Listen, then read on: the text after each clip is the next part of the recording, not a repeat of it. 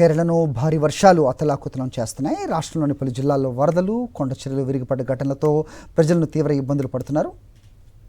వర్ష సంబంధిత ఘటనలో ఇప్పటివరకు 15 మంది ప్రాణాలు కోల్పోగా మరో 7గురు గల్లంతయ్యారు. కొట్టాయం జిల్లాలో 3, ఎర్నాకుళంలో 2, కొల్లాంలో 2, మళపురంలో 4, ఇడుక్కి, మవట్టుపుజ, కన్నూర్, మువత్తుపుళ జిల్లాల్లో ఒక్కొక్కరు మృతి చెందినట్టుగా ముఖ్యమంత్రి విడి సతీశన్ వెల్లడించారు.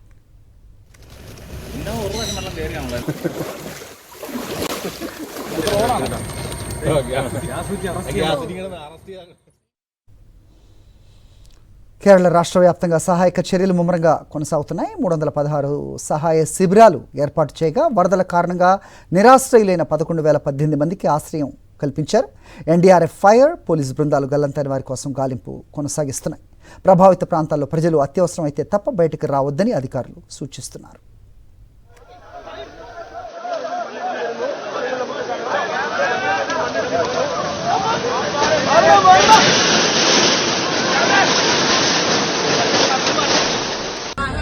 ఆగస్టు 3, 6 తేదీల్లో కేరళలో మరోసారి భారీ వర్షాలు కురిసే అవకాశం ఉందని భారత వాతావరణ శాఖ హెచ్చరించింది. గంటకు 40 నుంచి 50 కిలోమీటర్ల వేగంతో ఈదురుగాలులు వీచే అవకాశం ఉందని తెలిపింది. అలాగే కేరళ, కర్ణాటక, లక్షద్వీప్ తీర ప్రాంత మత్స్యకారులు సముద్రంలోకి వెళ్లవద్దని సూచించింది.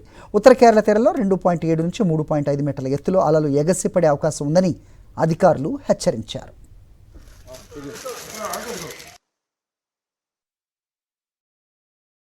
మరిన్ని అప్డేట్స్ కోసం ఛానల్ ను సబ్స్క్రైబ్ చేయండి. నోటిఫికేషన్స్ కోసం బెల్ ఐకాన్ పై క్లిక్ చేయండి.